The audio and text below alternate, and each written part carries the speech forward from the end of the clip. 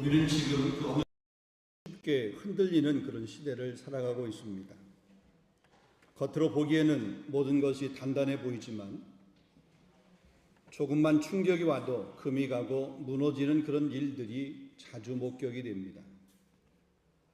평소처럼 하루를 시작했는데 뜬금없이 전화 한 통이 걸려옵니다. 근데 그 한 통의 전화로 그날 하루뿐만이 아니라 인생의 방향이 바뀌어 버리기도 합니다.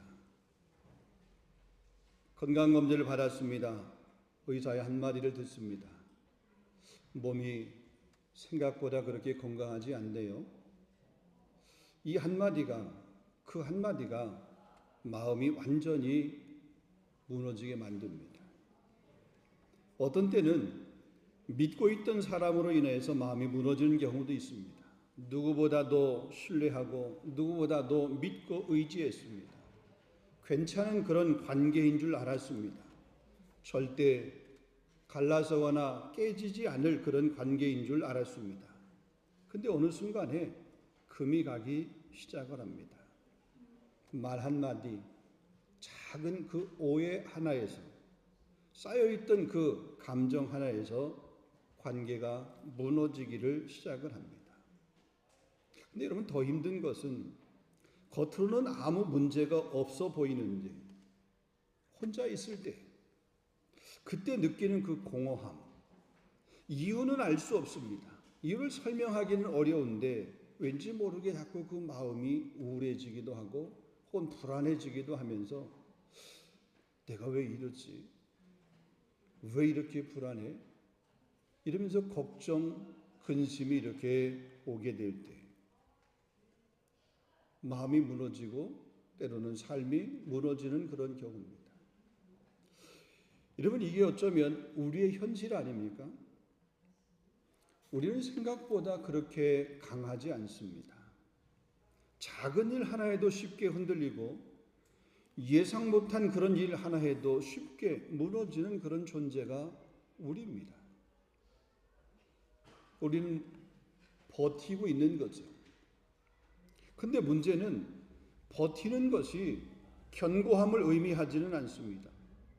어떤 사람은 자신이 가지고 있는 어떤 능력으로 버틴다고 이야기합니다.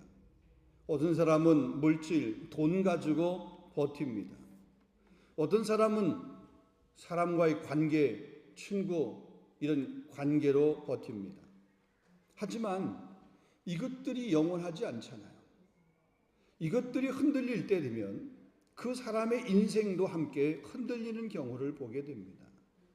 왜냐하면 그것들이 우리를 끝까지 지켜주거나 우리를 붙들어주지 못하기 때문에 그렇습니다. 그렇다면 한번 이 시간 오늘 우리 예배 자리에서 한번 나는 무엇으로 지금 버티고 있는가? 한번 여러분 스스로 한번 여러분에게 질문해 보실 수 있기를 원합니다. 같은 일을 겪는데도 불구하고 어떤 사람은 다시 일어납니다. 근데 어떤 사람은 완전히 무너집니다. 도대체 똑같은 일을 겪고 똑같은 강도의 그 아픔, 똑같은 강도의 그 힘듦, 어려움을 겪었는데 어떤 사람은 그것 때문에 완전히 무너지고 어떤 사람은 그럼에도 불구하고 그 자리에서 일어나는 이유, 그 차이가 무엇일까? 어디서 오는 걸까? 내가 흔들릴 때 도대체 나를 버틸 수 있도록 나를 지탱해 주는 그런 힘은 도대체 무엇일까? 그 힘이 어디서 오는 것일까? 오늘 우리가 함께 나누려고 하는 이 본문의 말씀이 바로 이 질문에 대한 답을 주고 있다고 그렇게 말할 수 있습니다. 여러분이 베드로전서가 주는 이 말씀은 아주 특별한 상황 속에서 말씀이 주어졌습니다. 이 편지를 받았던 성도들, 그들의 삶이 결코 편안한, 평탄한 그런 삶의 환경이 아니었습니다. 그들은 핍박 속에 있었습니다. 삶의 기반이 흔들림 가운데 있었습니다. 내일, 미래, 장래에 대한 그런 확신 없었습니다. 불확실한 그런 현실 속에 그들이 살고 있었습니다. 그러니까 그들의 삶을 그냥 말 그대로 말하면 흔들리는 그런 인생, 기초가 흔들리는 그런 환경 가운데 놓여 있는 그런 삶의 현장이었습니다. 자, 그 사람들 향해서, 그 수신자를 향해서, 그 대상을 향해서 베드로 사도가 이렇게 말합니다. 너희가 크게 기뻐하도다. 아니, 상식적으로 보면 이해가 안 되잖아요. 지금 힘들어하고 있습니다. 넘어져 있습니다. 아파하고 있습니다. 고통스러워하고 있습니다. 불편해하고 있습니다. 어떻게 지금 내가 일어나야 될까? 이렇게 좀 몸부림치고 있는 그런 상황입니다. 그럼 따뜻하게 손을 잡아주면서 뭔가 이렇게 좀 주면서 위로해야 되는 것이 마땅한 것 아니에요. 근데 오늘 본문 말씀 보면 너희가 크게 기뻐하는도다. 상황은 전혀 기뻐할 수 없는 상황입니다. 현실은 오히려 무너질 수밖에 없는 그런 조건입니다. 그런데 어떻게 그가 기뻐한다라고 그렇게 말할 수 있는가? 지금 베드로가 그렇게 말하고 있는 그 근거는 무엇인가? 무엇 때문에 그는 그 수신자를 향해서 그렇게 말할 수 있는가? 말하는가? 그렇죠. 자, 이 말씀을 통해서 왜 흔들려도 무너지지 않는지, 왜 우리는 다시 일어날 수밖에 없는 그런 존재인지, 왜 우리는 끝까지 갈 수 있는지, 이 문제를, 이 이야기를 같이 한번 생각해보고 살펴보려고 합니다. 자, 첫 번째로 보면 왜 우리가 흔들려도 무너지지 않는가? 무너지지 않는 이유는 무언가? 우리가 흔들릴 수는 있습니다. 그러나 그 흔들림이 우리를 완전히 무너뜨리지 않는, 무너지지 않도록 우리를 버틸 수 있도록 만드는 그 힘이 무엇인가? 첫 번째는 보면 하나님이 우리를 다시 태어나게 했기 때문에 우리는 결코 무너지지는 않는다는 것. 자, 본문 3절 4절입니다. 그의 많으신 긍휼대로 예수 그리스도를 죽은 자 가운데서 부활하게 하심으로 말미암아 우리를 거듭나게 하사 산소마 있게 하시며 썩지 않고 더럽혀지 않고 쇠하지 아니하는 유업을 있게 하시나니 그랬습니다. 자, 베드로가 이 편지를 하면서 3절 그 앞에 부분에 보면 찬송하리로다 그랬습니다. 누구를 찬송하냐? 예수 그리스도를 찬송하라. 예수 그리스도, 아니 우리 주 그리스도의 아버지 하나님, 그 하나님을 찬양하라. 그리스도를 찬양하라는 얘기입니다. 여러분, 이것은 그냥 단순한 감정의 표현이 아닙니다. 그냥 신앙의 선언입니다. 힘들고 어려운 환경임에도 불구하고 찬송하리로, 찬송하라. 누구를? 하나님 아버지를. 근데 우리는 참 어려워요. 이게 힘들면 그 힘듦이 내 머리끝부터 발끝까지 이렇게 느껴지잖아요. 또 그것이 곱씹어지잖아요. 그러니까 찬송한다? 안 돼요. 잘 안 된단 말이에요. 근데 지금 뭐라고 그러냐면 찬송하리로다 이렇게 시작을 합니다. 이 말이 그냥 단순한 감정의 표현이 아니라는 거죠. 그런 환경 가운데서 찬송할 수 있어야 된다고 하는 그 신앙적인 선언이라는 거죠. 자, 그리고 그 이유를 말합니다. 왜 찬송해야 되느냐? 그의 많으신 긍휼대로 그랬습니다. 다시 말하면 그의 많으신 긍휼로 인하여, 그의 많으신 긍휼 때문에라는 거죠. 출발점이 여기에 있는 겁니다. 우리는 보통 이렇게 말합니다. 내가 하나님을 찾았다. 곧 내가 믿음을 선택했다. 내가 결단하여서 내가 지금 여기까지 온 거다. 내가 했다. 이런 얘기. 근데 성경은 결코 그렇게 말하고 있지 않습니다. 내가 한 것이 아니라, 우리가 한 것이 아니라 하나님이 먼저 하셨음을 이야기합니다. 네가 시작한 거 아니야. 내가 시작한 거야. 하나님의 긍휼에서 시작된 것임을 말하고 있다는 겁니다. 여러분, 이 긍휼이라고 하는 단어는 그냥 단순하게 동정하고 있는 그런 동정이 아닙니다. 아무 자격 없는 사람에게 베푸시는 하나님의 일방적인 사랑이 바로 긍휼이라고 하는 거죠. 우리는 하나님을 찾을 수 없었던 사람입니다. 우리는 하나님을 선택할 수 있는 그런 능력도 없었던 사람입니다. 하나님이 없어도 괜찮다고 그렇게 생각했던 존재입니다. 죄가 무엇인지도 모르던 그런 사람들입니다. 로마서 5장 8절 말씀 보면 우리가 아직 죄인되었을 때 그리스도께서 우리를 위하여 죽으심으로 하나님께서 우리에 대한 자기의 사랑을 확증하셨느니라. 우리가 죄인 되었을 때, 우리가 죄가 무엇인지도 모를 때, 하나님을 우리가 부를 수 있는 그런 용기도 없었고 그런 힘도 없었고 그런 자격도 없었을 때, 그때에 하나님께서 예수 그리스도를 우리를 위해서 죽게 하심으로 하나님이 우리에 대한 자기의 사랑을 먼저 확증해 보이셨대요. 그러니까 하나님의 사랑이 먼저 시작되었다는 거죠. 하나님이 먼저 움직이셨다는 거죠. 내가 먼저 움직인 것, 내가 한 것이 아니라는 거예요. 그래서 우리의 신앙을 이렇게 한번 정의해 볼 수 있어요. 우리의 신앙, 내가 시작한 것이 아니라 하나님이 시작한 이야기다. 내가 붙든 것이 아니라 하나님이 먼저 붙드신 것이다.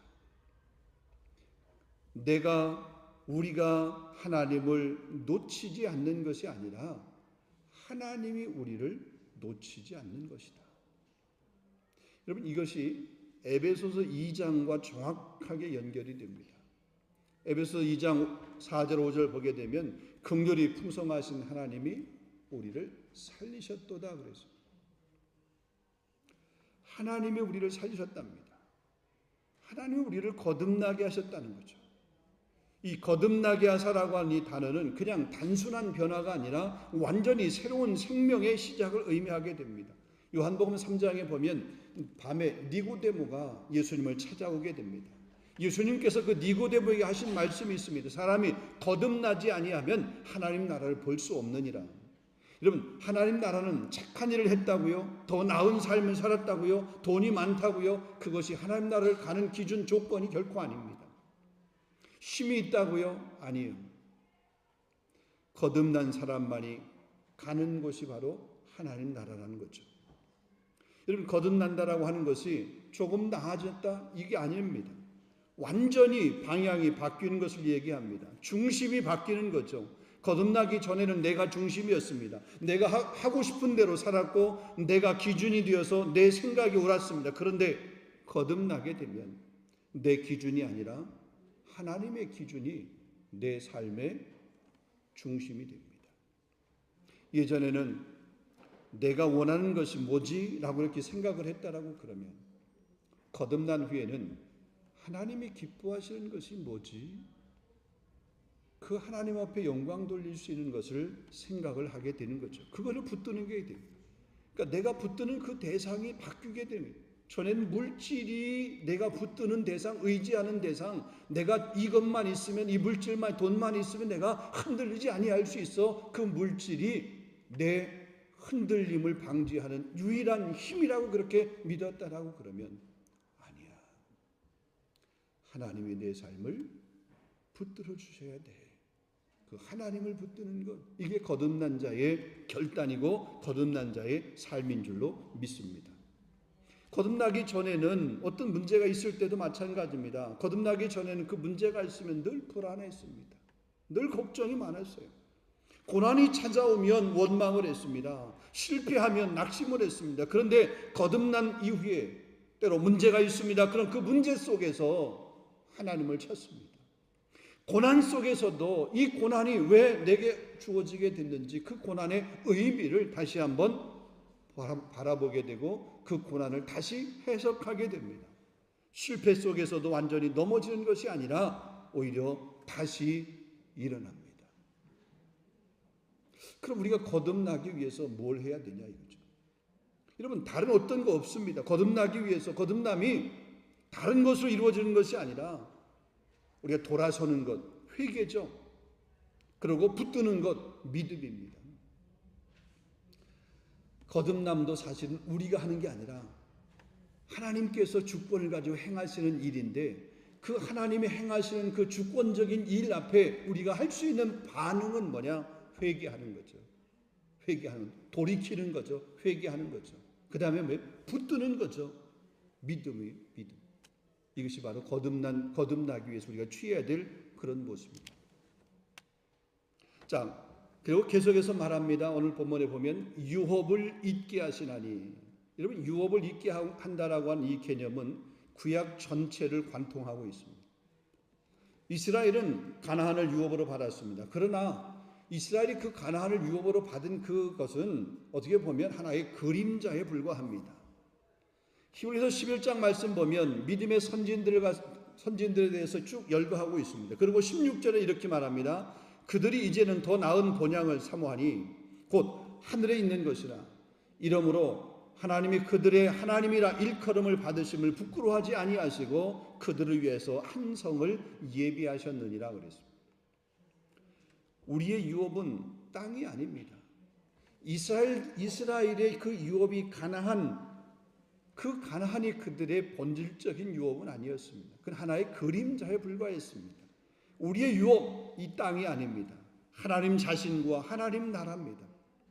그래서 베드로는 그 유업에 관해서 반복해서 3번 이렇게 말합니다. 그 유업, 그 하나님 나라 썩지 않고 더럽지 않고 쇠하지 않는다. 이거. 여러분 가만히 보세요. 세상의 것은 시간이 지나면 변합니다. 시간이 지나면 썩어집니다. 변질돼 버립니다. 상황이 바뀌면 잃어버릴 수 있습니다. 여러분 권력도요, 권불 10년이라고 그러잖아요. 권력이 아무리 세고 강해도 10년 가지 못한다. 화무시비롱이라 꽃이 아무리 아름다워도 열흘 이상 가는 꽃이 없다라는 거예요. 오늘 내가 움켜쥐고 있는 것, 우리의 몸, 시간이 지나면 사라지게 됩니다. 우리 육신, 시간이 지나면 썩어지게 됩니다. 결국 다 사라지게 됩니다. 그런데 하나님이 주시는 것은 다릅니다. 절대로 망하지 않습니다. 그 하나님의 나라 절대로 망하지 않습니다. 절대로 더러워지지 않습니다. 더럽혀지지도 않습니다. 절대로 사라지지도 않습니다. 세상의 것은 다 사라집니다. 그러나 하나님이 주시는 것은 결코 사라지지 않습니다. 우리를 거듭나게 하신, 그래서 우리를 그 하나님 나라 백성으로 삼으신, 그래서 우리가 천국 시민권을 가지고 살아가는 우리는 결코 사라지지 않는 그런 존재인 줄로 믿습니다. 그러므로 우리가 썩어질 것을 붙들지 말고 하나님을 붙드는 삶을 살아낼 수 있기를 주님의 이름으로 축원합니다. 2번째입니다. 자, 그 하나님이 지금도 우리를 지키시고 계시기 때문에 우리가 때로 흔들릴 수 있지만 그 흔들림 가운데도 완전히 넘어지지 않는다는, 하나님이 우리와 함께 하신다. 한번 따라하겠습니다. 하나님이 우리와 함께 하신다. 아멘. 자, 본문 5절 말씀입니다. 너희는 말세에 나타나기로 예비하신 구원을 얻기 위하여 믿음으로 말미암아 하나님의 능력으로 보호하심을 받았느니라. 하나님의 능력으로 보호하심을 받았느니라. 여기서 말하고 있는 이 받았느니라, 보호하심을 받았느니라고 하는 이 할라어 원어의 그 시제를 보게 되면 현재 수동태 분사형입니다. 과거에 시작이 되었습니다. 근데 그 과거에 시작된 그 시작의 영향이 지금도 계속해서 지속적으로 그 영향을 미치고 있다는 거죠. 과거에 그렇게 시작되어서 보호하고 계신 그 보호하심이 계속해서 지금도 보호되어지고 있다는 거죠. 우리가 하나님을 믿기 시작한 그 순간부터 하나님은 우리를 지키시고 계십니다. 아니, 어쩌면 그 전부터 우리를 하나님을 보호하고 계세요. 자, 시간 속에서 보면 우리가 거듭난 시간부터라고 그렇게 볼 수 있습니다. 그때부터 하나님께서 우리를 보호하신다라고 그렇게 볼 수 있지만 하나님의 관점, 언약의 그 관점에서 보게 되면, 여러분 에베소서 1장 4절 말씀은 이런 말씀이 있습니다. 창세전에 그리스도 안에서 우리를 택했다라고 했어요. 그럼 하나님의 계획 안에서 보게 되면 우리는 그 영원 전부터, 그 영원부터 그 하나님의 보호하심이 시작되었다라고 그렇게 설명할 수 있습니다. 그 하나님의 보호하심을 시편 121편에서는 이렇게 말합니다. 여호와는 너를 지키시는 이자. 그는 졸지도 아니하시고 주무시지도 아니하시고 우리를 지키신다. 여러분 믿으십니까? 하나님이 여러분을 지키심을 믿으십니까? 성경 곳곳에 하나님께서 내가 너와 함께 하겠다 약속했어요. 아니, 우리를 향해서뿐만이 아니라 그 옛날 모세를 향해서도 모세에게 내가 너와 함께 하겠다. 여호수아에게도 내가 너와 함께 하겠다. 다윗에게도 내가 너와 함께 하겠다. 모세와 여호수아와 다윗에게 함께 하겠다고 하신 그 하나님께서 저와 여러분에게 동일하게 함께 하시는 줄로 믿습니다. 우리는 가끔 지키시는 분 이렇게 생각할 때가 있습니다. 근데 하나님은 결코 가끔 우리를 지키시는 분이 아니라는 거죠. 근데 그것이 무엇과 연결됐냐면 믿음으로 말미암아라고 하는 말과 연결이 됩니다. 여러분 에베소서 2장 8절에 보면 너희가 그 은혜를 인하여 믿음으로 말미암아 구원을 얻었나니 이것이 너희에게서 난 것이 아니요 하나님의 선물이라. 여러분 이 믿음이 어떻게 보면 우리가 선택한 우리의 주권적인 반응인 것처럼 그렇게 우리가 생각할 수 있지만 사실 에베소 2장 8절 말씀 보면 그 믿음조차도 하나님께서 우리에게 주신 선물이라는 거죠. 그러니까 내가 믿었다라고 그런 게 하나님께서 내게 믿을 수 있도록 그렇게 허락하셨다라는 표현이 성경적인 표현이라는 겁니다. 그래서 가만히 보면 처음도 하나님이시고 과정도 하나님이시고 결과도 끝도 하나님이시라는 거죠.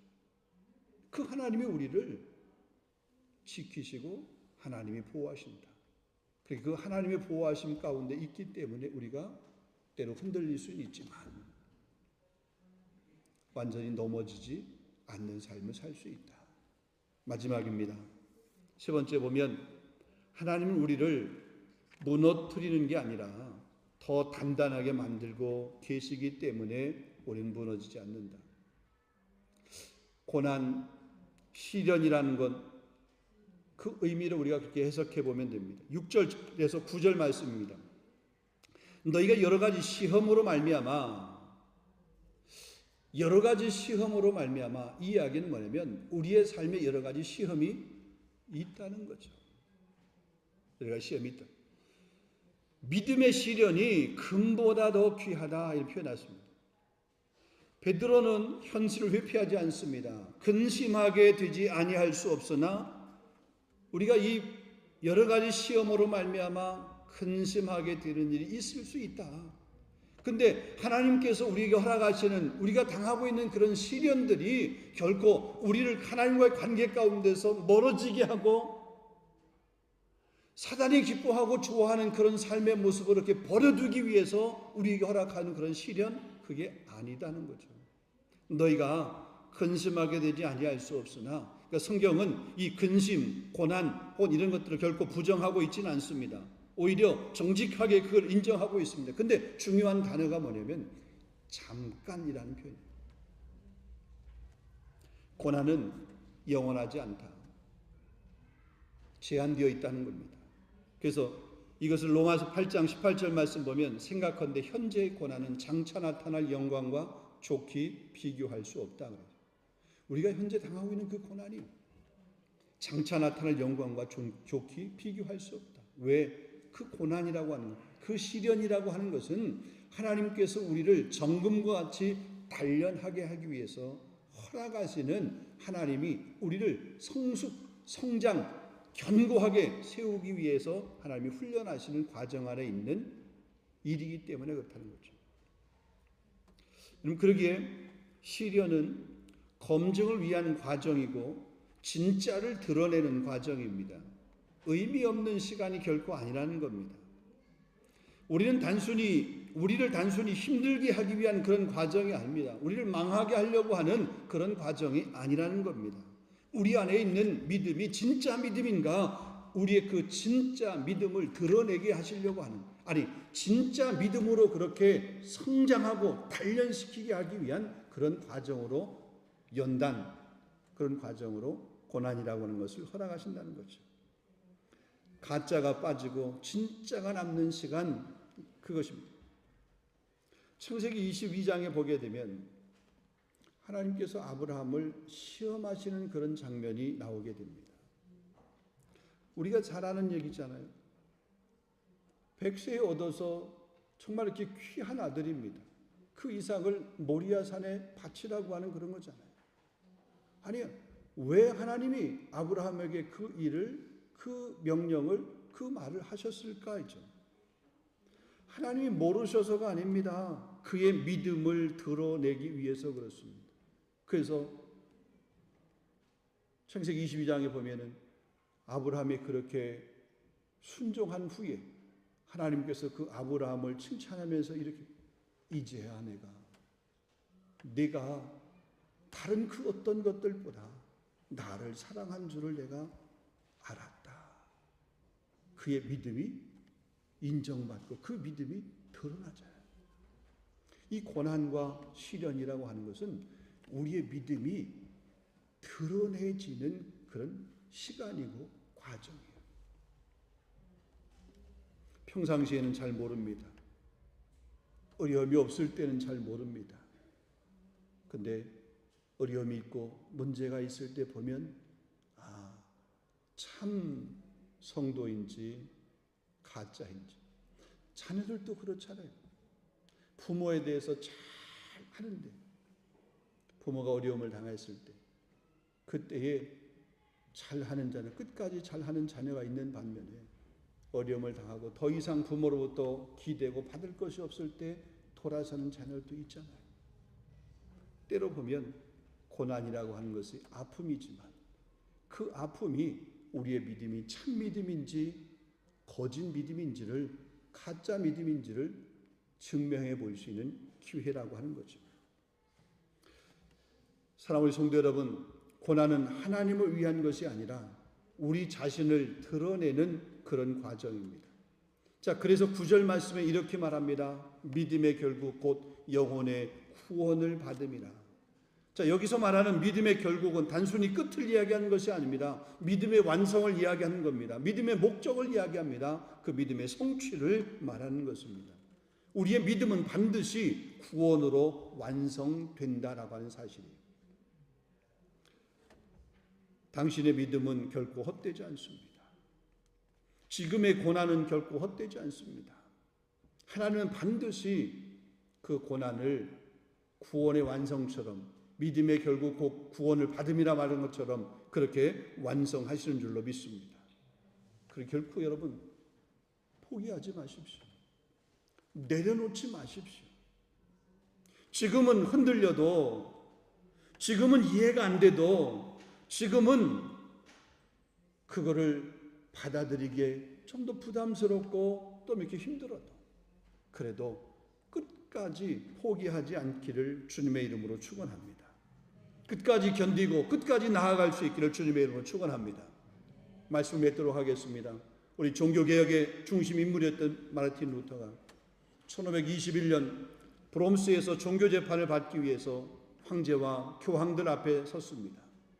그 황제와 교황이 이렇게 말합니다. 내가 지금까지 주장한 내용과 내가 지금까지 쓴 그 모든 것을 다 철회하라 하여 재판관의 최후 통첩이었습니다. 지금까지 네가 말했던, 지금까지 네가 주장했던 것, 네가 지금까지 그렇게 기록했던 그 문서의 그 내용들, 그것들을 다 폐기하라 이거죠. 철회하게 되면 살고 거부하게 되면 죽을 수밖에 없는 그런 상황입니다. 그때 루터가 이런 말을 했습니다. 나는 여기 서 있습니다. 달리 할 수 있는 것이 아무것도 없습니다. 이 말이 무엇입니까? 내 생각으로 서 있는 것이 결코 아닙니다. 내 양심은 지금 하나님의 말씀 앞에 사로잡혀 있습니다. 내 마음은 내 마음대로 내 마음을 바꿀 수 없습니다. 왜냐하면 하나님께서 내 마음을 붙들고 계시기 때문에 그렇습니다. 내 마음이 이미 그 하나님 말씀 앞에 묶여 있기 때문에, 묶여 있는 이 하나님 말씀을 내가 버리고 당신들이 원하는 그 말을 내가 할 수 없습니다.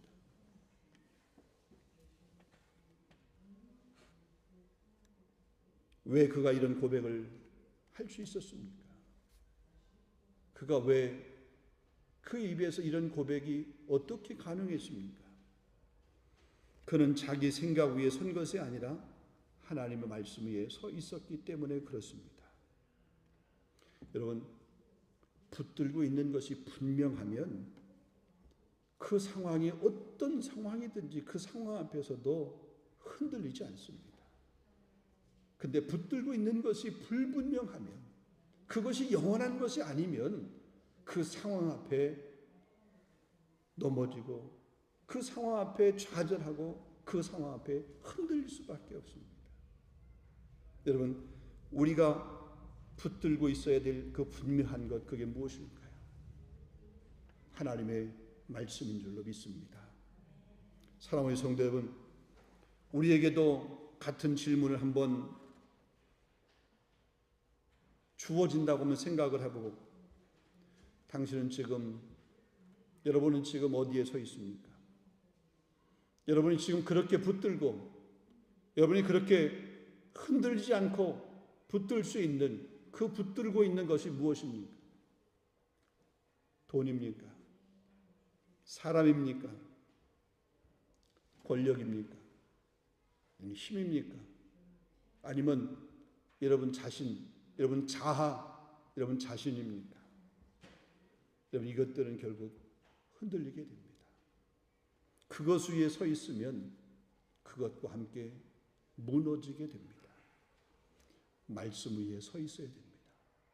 사랑하는 성도 여러분, 올 한 해 동안 말씀 위에 서기를 애쓰는, 힘쓰는 우리 모두가 다 될 수 있기를 주님의 이름으로 축원합니다. 이 말씀이 우리의 삶을 견고하게 붙들 수 있도록 날마다 그 말씀을 가까이 하며, 말씀을 묵상하며, 말씀을 읊조리며 그 말씀 앞에 여러분의 삶을 드릴 수 있기를 주님의 이름으로 축원합니다. 기도하겠습니다.